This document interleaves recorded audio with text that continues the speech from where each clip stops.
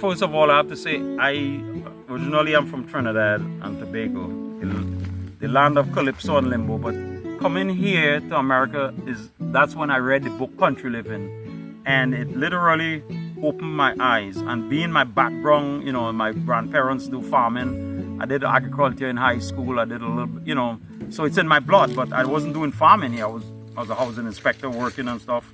But what I learned is that, coming here, and we know a crisis is coming. A crisis not only of the world, but a crisis for food. And the enemy used food to attack Eve, and he's going to use food to attack us too.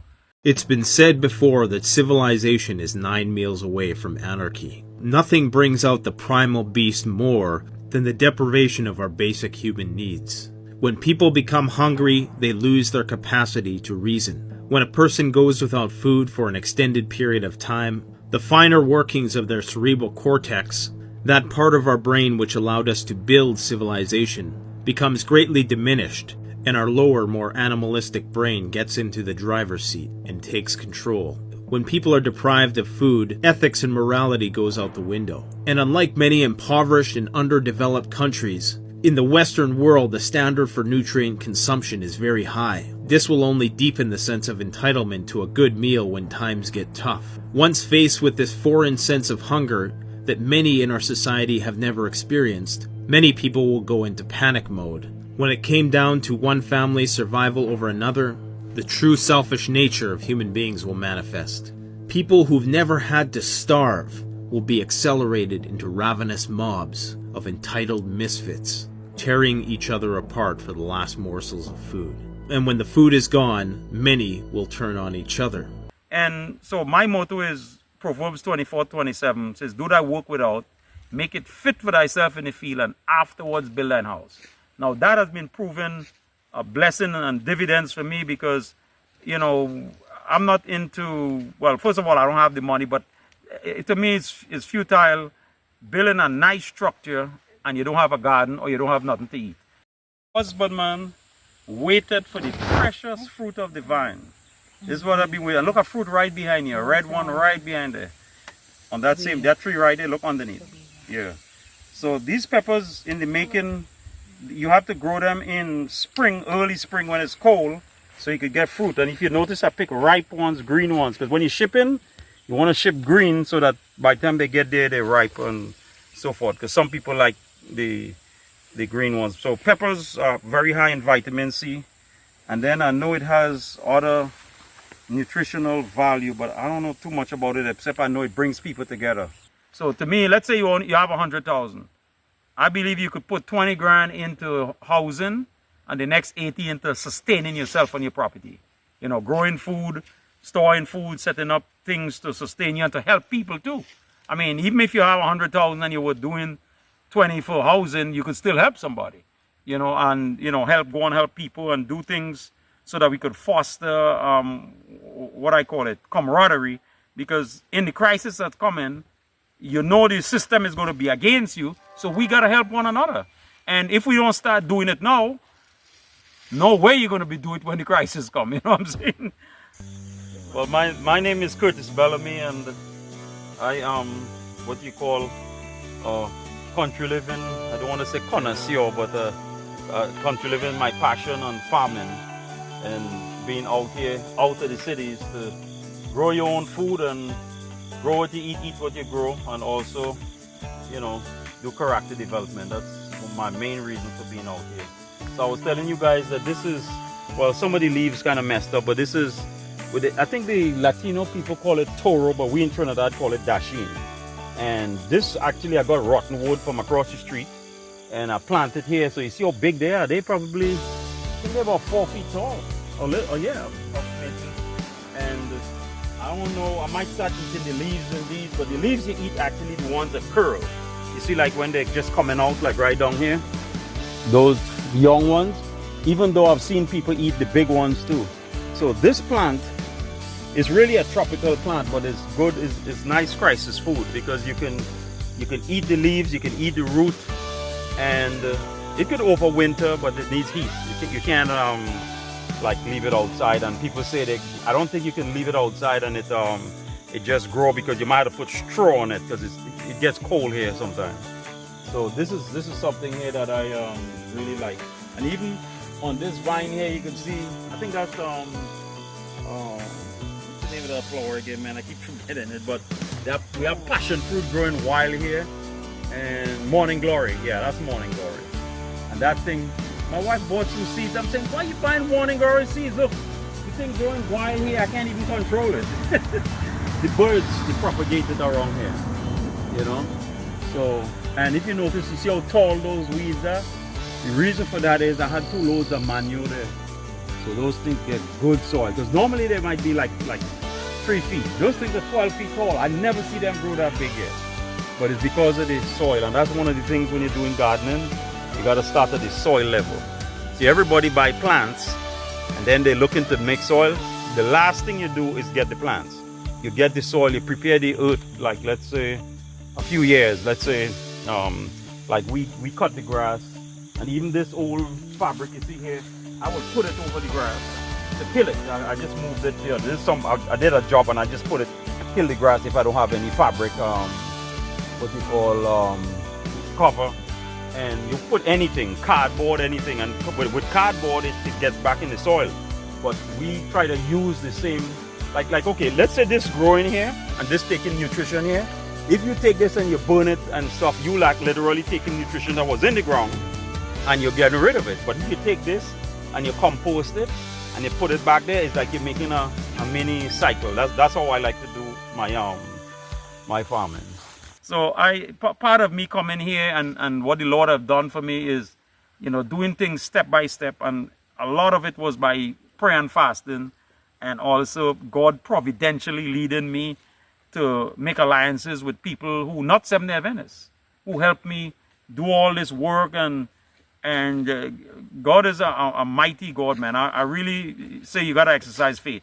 But exercising faith doesn't mean you sit down waiting for manna to fall from heaven.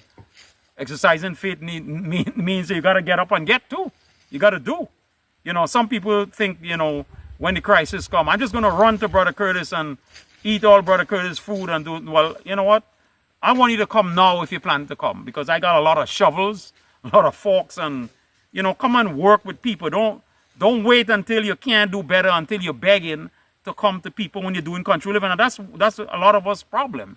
We only want to come to country when we have no other option.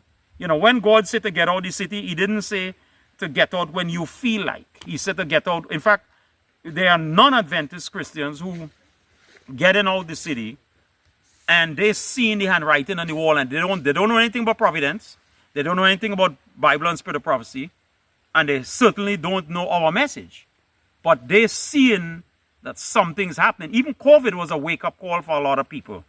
But, you know, for me, I didn't have to wait for COVID. It's like the spirit of prophecy say, we don't have to wait for prophecy to unfold or to even be fulfilled to obey.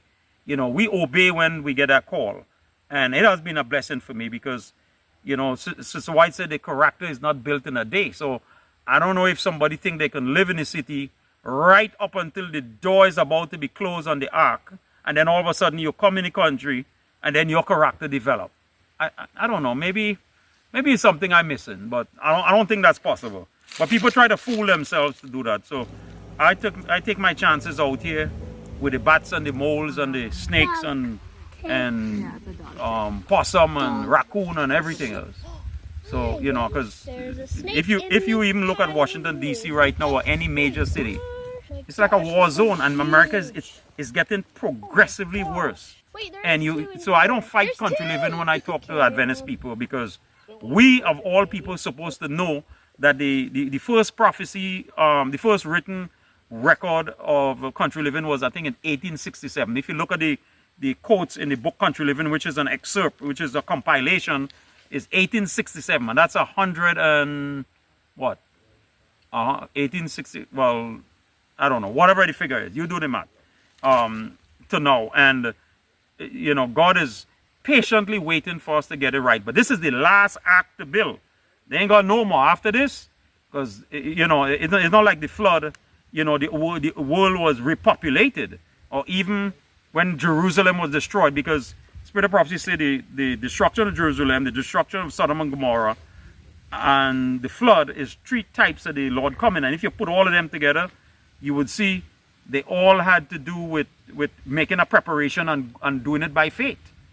So for us, Seventh-day Adventists who believe in present truth and getting out of the city, is to develop your character and actually to be obedient. Allow God to work in you. And that has been my plan. I'm an advocate for country living. I remember when I first started to do country living, I used to get a lot of flack. In fact, I started country living when it was unpopular. And now it's kind of popular because, you're hearing a lot about it. But, God never asked us to obey because something is popular. When Noah was building the ark, he spent, how much it was? 120 years, I think it is. Yes, 120 years preaching, and every stroke on that hammer. So everything I do is a testament. So when a man believes something, you're watching it, what is he doing? Because you can't tell me you believe in country living, but yet you're scared and frightened and you're residing in a city. If you believe in country living, you will be out here, and even if you have to go through hardship and you have to suffer for righteousness' sake, well, so be it. You can't eat your cake and have it. Grow food and with minimal effort. This here is something in Trinidad we call bodi. In the Chinese call it Chinese long bean, and the Guyanese people call it bora. But these usually get like about 3 feet.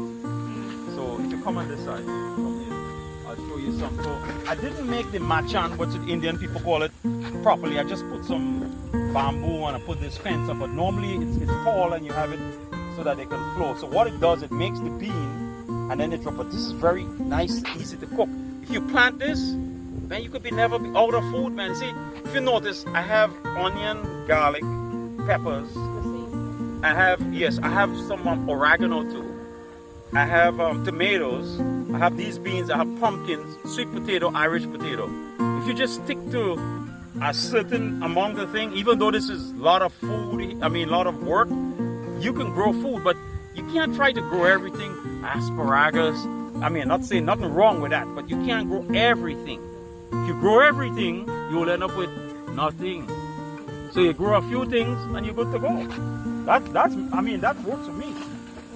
Okay, character building in the country, in my opinion, from what I've read from the Bible and Spirit of Prophecy, it's a lot to do with depending on God. See, because when you have a job, you work for money to go to Walmart to buy food. GMO food. But when you're out here, you have to pray that the Lord sends rain, early rain, latter rain. You pray that you learn to forgive one another. You learn to put seed in the ground and expect harvest. And you learn to get rid of things, like, meaning you don't have a hold on things of no more. Like okay, let's say you're in the country and you don't have a job. Well, you could grow food, you have a shelter overhead. If you're in the city and you lose your job, well, you're trying to think, how am I going to pay rent? How am I going to pay a mortgage? So the character building is for you to depend on God and on wholly and solely, meaning He's going to take care of you, you be obedient, and you help others, and also go back to the city, work the cities from an outpost. So all of those things, to me, it develops your character so that you become like Him. You're able to sacrifice for others, and you're able to depend on God like Christ depend on the Father for sustenance. Before you get to the country, it's advisable to probably set up a tent in your house, turn off the lights, shut the main breaker off, turn the water off, and learn to live without. You see, if you leave from a mansion, living in the city, and just come to the country, and all of a sudden you're using a compost toilet, you're digging holes outside, it probably wouldn't be a gradual thing, and it'll be hard for you. It's almost like a Christian who's somebody who's a sinner, and you take them to heaven. They're going to be in a perfect scenario, but they're going to be imperfect because they didn't culture themselves. They didn't do what they need to. It's like an army. You ever heard about Hell Week? They put you through Hell Week so you could acclimatize yourself to mosquito biting you, ants biting you. You're shooting a rifle, but snakes there, and you have to climatize yourself. So God has given us country living, but as far as not having money, you have to study the children of Israel. They had, when God took them out from Egypt, they didn't know where they was going, and they had to depend on God. God came down to earth in the form of cloud and fire. The people of Israel crossed the wilderness after leaving Egypt. There were no roads, no shade, no solid ground beneath their feet, but they were not alone. God descended to guide them. By day, a pillar of cloud rose into the sky, shielding them from the scorching sun, marking each step forward into the unknown. And at night, that same cloud became a pillar of fire, lighting up the camp, chasing away the darkness, reminding them that heaven was still with them. It wasn't just a sign. It was the living presence of God. Day or night, God was there. And as that column stood high above the people, they knew they weren't lost. They were being led by God himself, because that's who he is. He can appear in cloud, in fire, in any form needed to guide his people. So it's the same thing, history repeating itself. So for me, I didn't come here with money, but I came here with, God forbid, skills and to learn. And you have to start dumbing down. And if you were accustomed with maybe a few $1,000s a month, you might have to learn to do with a few pennies every month. But when you trust in God, he gives you everything that you need. You might want, like me, there are things I want, but God gives me what I need. And if you're dependent on God and you're asking him to provide for you, then allow God to do that. Don't try to be getting a job to pay for everything. Then, first of all, you're going to come here, you're going to say, well, I need 50,000 to buy land. I need 25 to put up a well. I need this. Well, guess what? I have seen the Lord send rain on this property, and we get rain and water fall here and wet the plants, and we collect water off the roof and outside dry. So, and also too, if you think about it, the Lord said he can take 10 acres and bless it as much as 100 acres. So the Lord could take 1,000 and bless it that you could make 10,000 money. Or let's say you only have 10,000. He could bless that too. So it's not the amount of money, but it's who we believe in. And I am actually an advocate for people being obedient. Don't mind you might see some trouble. Seeing some trouble is good, because we have to get ourselves disaccustomed to life is normal. Life in America is not the same again. It's not normal anymore. So my encouragement to you is be obedient and let the chips fall where they may, and allow God, like he told the children of Israel, stand back and see my salvation. That's what he told them when they was going over the Red Sea. They didn't cause the water to open. They didn't cause it to close, but they were scared because water in front of them, and not Israelis, I was going to say the Egyptians coming in the back. But if you trust in God, no matter how bad it is, so that's my admonition to people. You need to get rid of things and stop putting your dependence on money. Yes, we need money, but allow God to give you what you need and stop trying to do it yourself. And when you do that, you will become somebody that they can't fire. They can't fire me. Okay, if you fire me, what? You can't stop me from eating. I'm getting tomatoes, onion, garlic, peppers, pumpkin, sweet potatoes, greens, whatever. I mean, I don't need to go to the supermarket. If you train yourself to do that, listen, the World Economic Forum said that the most dangerous person is people that have land. So when you own land, nobody can fire you. Nobody can take food out of your mouth, because food, the scripture says, I can remember the text, but even the king is fed from the garden. So if the king is fed from the garden and you are son of the king, then you're going to be fed too. A child of the king. And that's what I believe. And, I hope I'm not talking too fast, but it's kind of like you really need to put your trust in God. And when you do that, God is going to open ways. In fact, he could make a tree that don't bear fruit. We don't know what God can do, but you gotta trust in him. But see, a lot of us don't want to trust in him, but we want to trust in him because we cannot do any better. I don't believe God operates like that. When God say to jump or he say to move, he mean to move.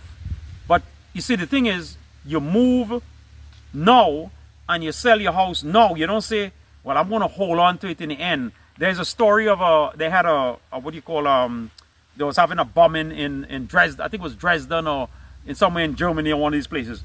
And everybody trying to get into the bomb shelter because they're hearing the planes coming. And this guy trying to go into the bomb shelter with everything he owned. Well, guess what? People pushed him aside and went down into the bomb shelter. When they came out, he was dead and all his stuff was scattered and stuff. Because when in a crisis, you got to let go things. Do you know people try to jump over the ships going down and they're trying to jump off with gold and silver and stuff in their pocket? Guess what? They're drowned. If a plane going down, you know what the first thing they do? They throw away all the waste baggage. And that's what God is telling us to do. Throw away waste baggage. You know, the first, and I think it's, I don't know if it's one of the chapters in one of these books, I think is Last Day Events, is Sister White's one of her first vision, is people were traveling with carts and horses and things. And at the end, people were down to probably their socks and their bare minimum. And that is what God is trying to make us do here. He ain't trying to make you come into the country and you sit down there and you have a Bentley and you have swimming pool and thing. Man, all them things is foolishness. You know, take that money and buy some books and go and evangelize people and help others and spread the word. You know, because we can't, the only thing we can take to heaven is our characters. And if you don't invest in character development now, or you don't invest in others, in the crisis, the beast in us is going to come out. And even people who you think is also going to church on Happy Sabbath, you never see them people hungry yet. And I don't want to be around them either. I have a passion to help others, to help people come out of the city and to get themselves acclimatized. You know, we would try to come and help people. I mean, we would give advice. You know, I don't mind even giving my phone number, 301-440-7447, or my email is delanorb@hotmail.com. That's DELANO, R as in Roger, B as in Bellamy, @hotmail.com, because we try to help people. You see, country living for me is helping others. And, you know, we try to have out here, you know, we do canning. We try to grow what we eat what we grow. And anybody interested in coming out to, you know, just give me a call, and you want to learn, you know, you want to bring a tent, bring the tent and come and learn, because hands-on is always good. So I try to help people, you know, even if I'm doing something. I do a lot of gardening, and we try to help people learn construction, gardening. We have greenhouses. We even have greenhouses to sell to, fortunately. But it's more so, you know, to try to help people, because we're coming up to a crisis. And I want to be able to do my part in finishing the work. Not just the work of helping others and me becoming sinless, but a work of evangelizing too. You know, that's important to me. And country living has been a vehicle and a medium to reach people. You know, some people do medical missionary work. You know, my wife is a medical missionary. We help people in the community, but we do canning, and I try to do practical things. A lot of people share country living, but they share supposition, and they share, oh, this is what somebody could do. But if you come here and you come with me, I will show you what I'm doing, and you could make it real and tangible, so that you could, you know, be blessed and be more empowered. This is time we empower ourselves and others before the real crisis. So when the crisis is upon us, we don't have to think anymore, because we make our mistakes already, and now we just trust in God and going by faith. No pesticides, you know, little fertilizer, and most of the fertilizer is from organic sources like goat manure and stuff. So you know for a fact that you're eating healthy food and you're getting nutritional value in it. Yeah. You know, there's a study that states, I think it's 50 years ago, if you ate one tomato 50 years ago, you probably had to get 50 tomatoes to have the same potassium content in it now. That's to tell you how the soil depleted. All the lands that they're growing corn and all that stuff, they have to put fertilizer in it, because the stuff have no nutrition. Look at the bush there. This is bush, and look how tall it is. That's 10 feet tall. You see that bush there? You know why it's so tall? It had manure there, goat manure. When you have fertile land, Even the weeds grow good. Yeah. I'd better cut to see I could eat the back. Okay, you ever eat the rind? No, but I could eat it now. Oh, I could okay. eat the back. Everything. Thank you.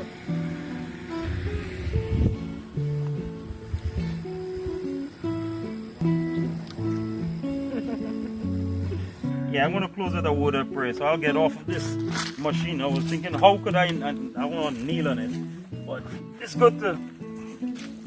Yes.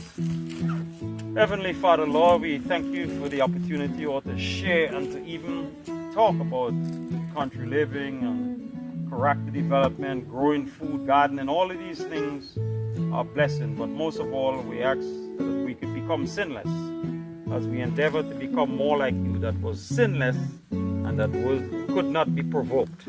Continue to bless all families, bless us as we endeavor to be obedient. And oh Lord, when you come, fail not to take us home with you in eternity, and bless us and bless all those who are listening and all those who will be blessed.